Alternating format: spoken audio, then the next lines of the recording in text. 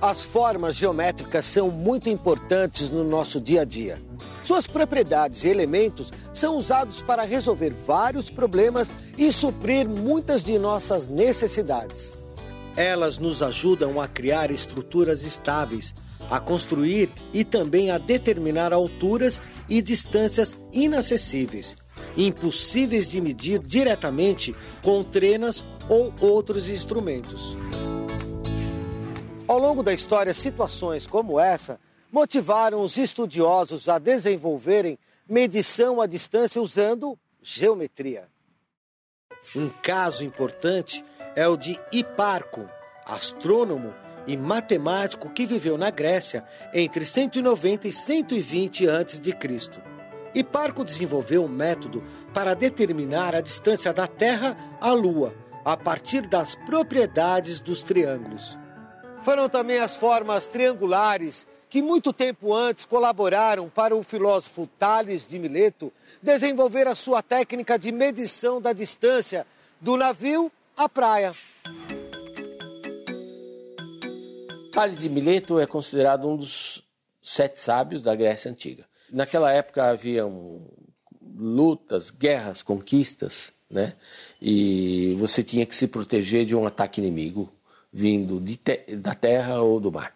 E ele desenvolveu um método para determinar a distância de um navio até a praia sem ter que mandar um soldado com uma fita métrica nadar até o navio e correndo o risco de ser flechado ali, né? Então ele fazia essa medição por meios indiretos. O que é que ele fazia?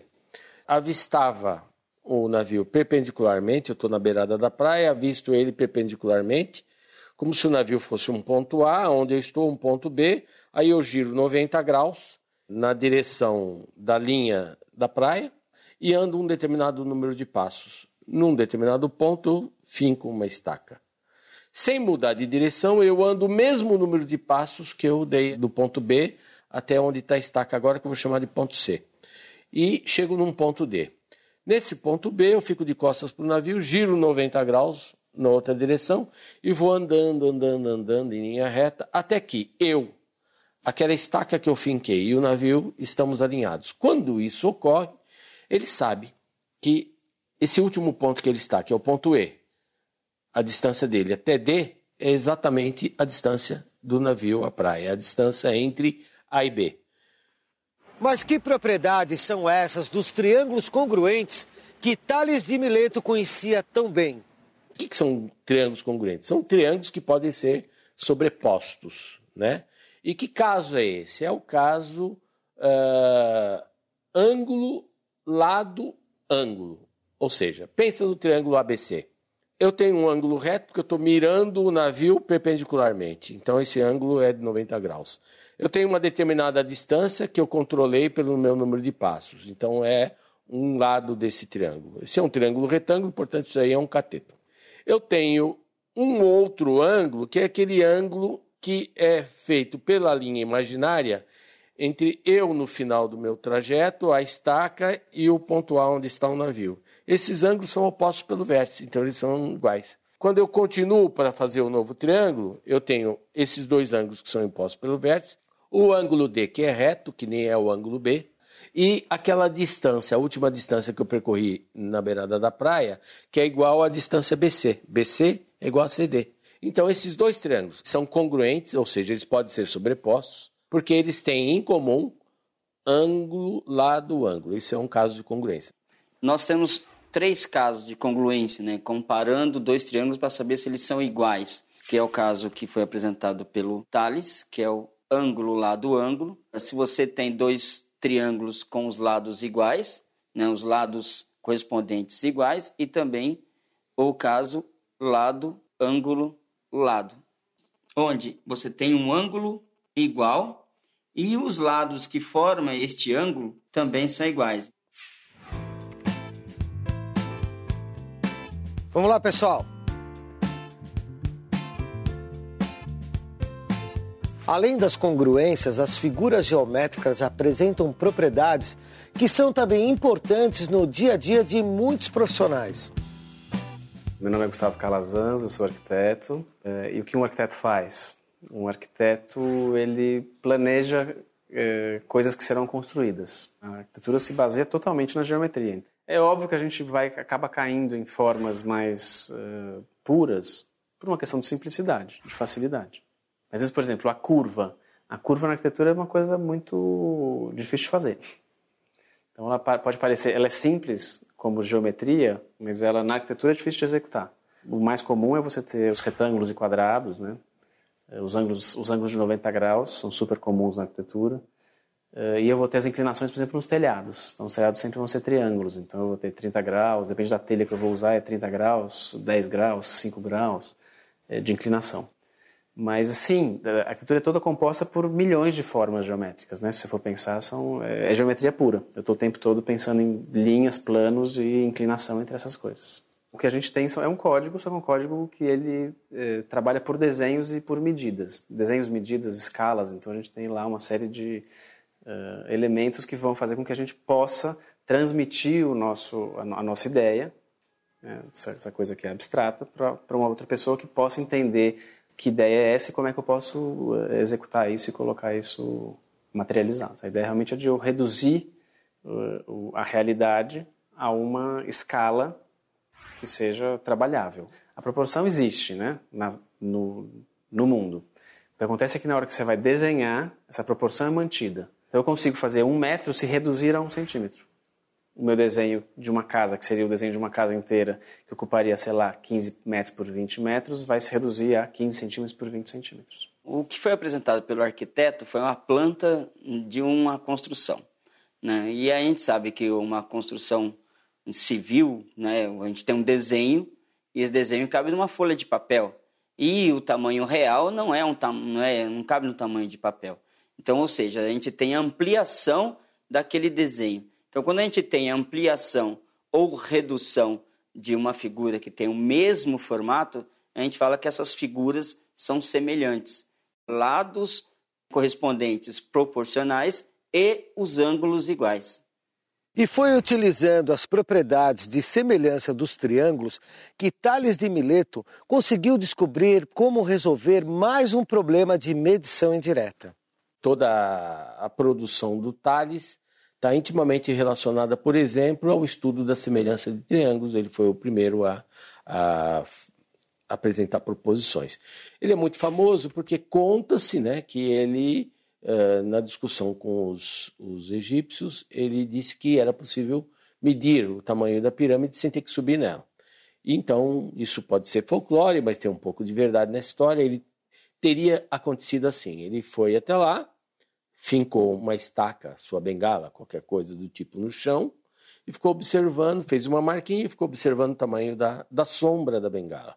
No momento em que a sombra da bengala era do tamanho da bengala, ele foi lá e mediu a sombra da pirâmide, porque ele entendeu que, como os raios do Sol são paralelos, né, todos os objetos estavam fazendo uma sombra na mesma proporção. Se eu pensar a bengala e a sua sombra e o raio do Sol, isso vai dar um triângulo isósceles, né? Porque o tamanho da bengala é igual ao tamanho da sombra, portanto os ângulos agudos medem 45 graus, e o mesmo ocorria com a altura da pirâmide e a sombra da pirâmide, só que um triângulo semelhante àquele da bengala, mas muito maior, mas com as mesmas relações angulares e relações de proporcionalidade entre os ângulos.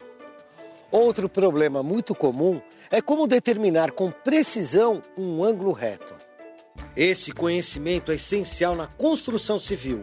Os ângulos que formam a quina das paredes, dos muros, os vãos das portas e janelas sempre têm que estar em um ângulo perfeitamente reto, 90 graus. Eu realmente acho muito importante você ter um bom conhecimento das propriedades das figuras geométricas para a construção civil. Como, por exemplo, para posicionar a casa no terreno, ou seja, montar o gabarito, deixá-la exatamente aonde você quer, é muito importante você saber dessas relações, para conseguir que as paredes tenham um perfeito esquadro, ou seja, elas estejam alinhadas em 90 graus entre si. Além disso, para você saber colocar exatamente onde vai ser cada pilar, alinhar as vigas e fazer o esquadro dessas vigas também, para que você tenha a sua casa perfeitamente reta. Existe o método dos triângulos, que a gente usa muito na construção civil. Eu uso isso, por exemplo, para fazer a locação da casa.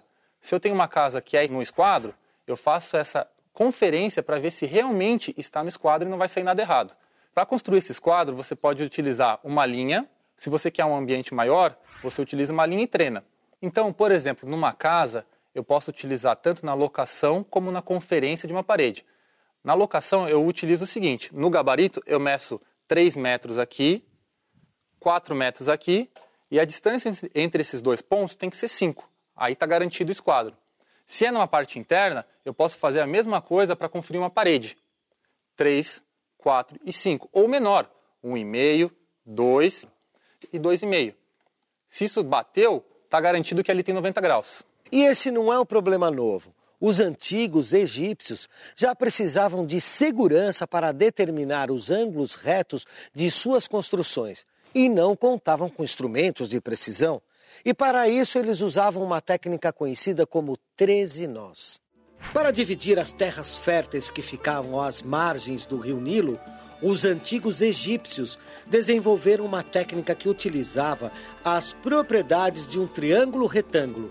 Em uma corda, eles faziam 13 nós equidistantes e construíam um triângulo da seguinte forma: uma pessoa segurava o primeiro nó da corda, outra segurava o 4º nó e outra pessoa segurava o 8º nó.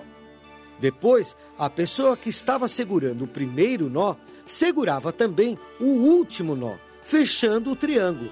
Isso garantia o ângulo de 90 graus. As propriedades do triângulo retângulo, tão úteis para determinar o ângulo reto, foram estudadas com profundidade por Pitágoras. Vamos falar de Pitágoras. Pitágoras é provavelmente o matemático mais popular que existe, né? E também é um dos 3 mais importantes matemáticos de toda a história, né? Ele viveu na Grécia Antiga, no século VI a.C., teria sido contemporâneo de Tales de Mileto, e viveu uma parte da vida dele em Samos, né? Então, ele é chamado Pitágoras de Samos. Samos é uma localidade da Grécia. E depois ele migrou para um outro lado, para uma região que era da Grécia Antiga, chamada Crotona, que corresponde ao pé da bota italiana, em que ele ali fundou uma sociedade filosófica, né? Que estudava matemática, entre outras coisas. O que é o teorema de Pitágoras? Uma relação absolutamente simples, tá? Que relaciona os 3 lados de um triângulo retângulo. Entendendo? Um triângulo retângulo é um triângulo que tem um ângulo reto, né? Então, essa expressão simples é a soma dos quadrados dos catetos, que são os lados menores, é igual ao quadrado da hipotenusa, né? Essa relação. Se eu desenhar um quadrado cujo lado é a medida de um cateto, desenhar um quadrado na medida do outro cateto, tá? Recortar esses 2 quadrados e montar como se fosse um quebra-cabeça um novo quadrado, esse quadrado vai se encaixar na hipotenusa, que é o lado maior e oposto ao ângulo reto. Mas será que o método dos triângulos utilizado pelos engenheiros e pedreiros de hoje em dia seguem o que diz o Teorema de Pitágoras? E a técnica dos 13 nós dos antigos egípcios? Foi a partir da técnica egípcia dos 13 nós que Pitágoras desenvolveu o seu teorema. E esse é o mesmo fundamento utilizado até hoje no método dos triângulos que o engenheiro utiliza nas suas obras. A prova dessa afirmação está no cálculo. Se a gente aplicar aos 2 casos o teorema de Pitágoras, vamos descobrir que nos 2 métodos as relações descritas pelo teorema estão presentes. Então, todos são triângulos retângulos e o ângulo oposto à hipotenusa de cada um deles é um ângulo reto. Descrever em um teorema as propriedades de um triângulo retângulo foi só mais uma das façanhas de Pitágoras. Ele acreditava tanto em matemática que dizia que todas as coisas no universo são números. Será que ele tinha razão? Pense bem nisso. Até o próximo termo. Tchau, pessoal.